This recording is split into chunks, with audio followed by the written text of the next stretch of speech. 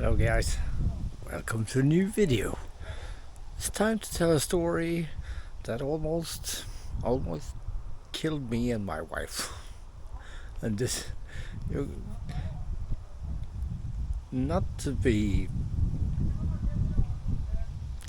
funny about death, but this is somewhat funny. You know, a couple of weeks ago I built a bed in our van, and that was just so we can, I want a motorhome, so I want to get out on the road and live and experience the world before it's gone. So I thought, why not build a bed and try it out in our van? So now it's some stuff in the way here, but so I built a bed here, and it's quite a large bed. It's 1.7 meters wide and about 1.8 meters in length.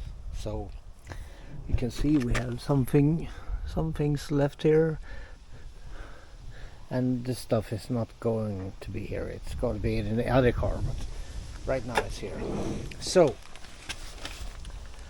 we pack up the van and we went on a trip to a lake a couple of miles from here, and we had a great time. We went on the beach and we take a bath and we swam and had fun and ate some lunch and dinner behind the van here, cooked on a gas stove, and then we got tired, so I took my emergency battery from EcoFlow, and I went to bed and plugged in my sleep apnea machine, and I fell asleep like a baby.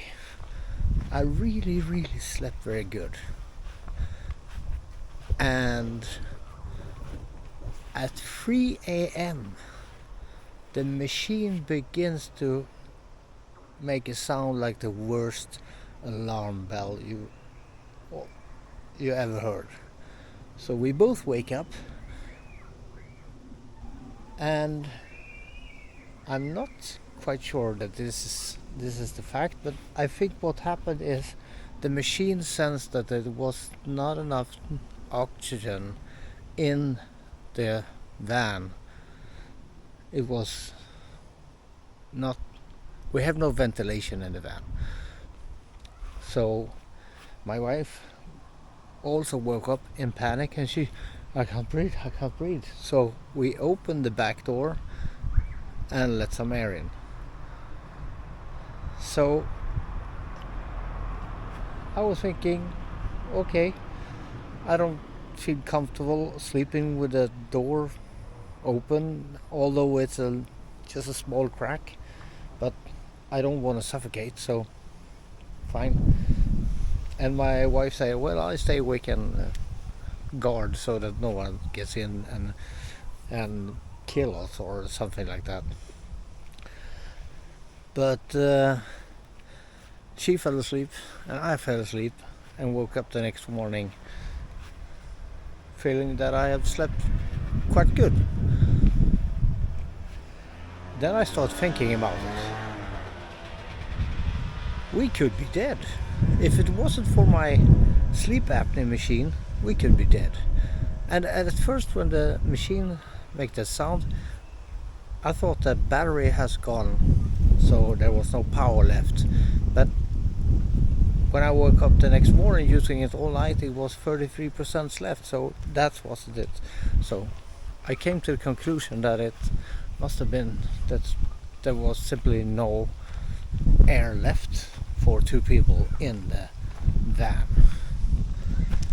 So if it wasn't for my sleep apnea machine, we would be dead. I think so, because at first when you have no oxygen, you begin to feel sleepy and you doze off, and then you can't save yourself. And I think that's what was going to happen if I did have that machine. So thanks to the machine, I wouldn't be standing here today. Or if I haven't had the machine, I wouldn't be standing here today. I mean, I didn't think it was that tight here. I mean, I slept in a van before, 2 people, in another van I had. When I was out and selling stuff on the market, something like that, flea market, and I never had that happen to me. I mean, well, it's good that it's nice and tight because the water can't come in and it won't get wet in here, but it's airtight.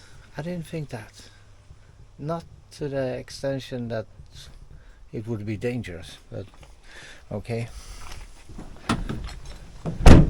So if we are ever to do that again, we will probably have to make some kind of ventilation in this van.